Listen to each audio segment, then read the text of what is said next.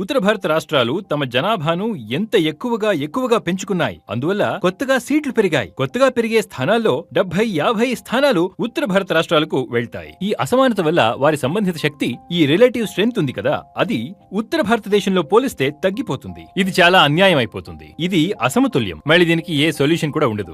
దేశాన్ని అభివృద్ధి చేయడానికి అవసరమైన అన్ని ప్రాథమిక సదుపయోగాలు పనిచేస్తున్నాయి అది దక్షిణంలోనే. ఇదే కారణంగా అప్పుడు ఐటీ హబ్ అయింది కదా. అప్పుడు నంబర్లలో లక్నో లేదు, గురుగాం లేదు, చండీగఢ్ కూడా లేదు.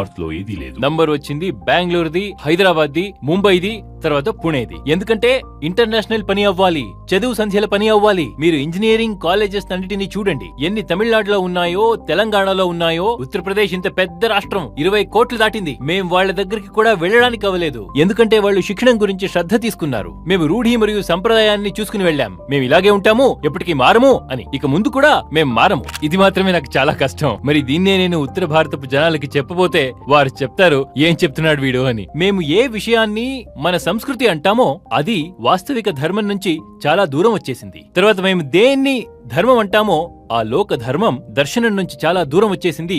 ఇదే ఉత్తర భారతపు సమస్య.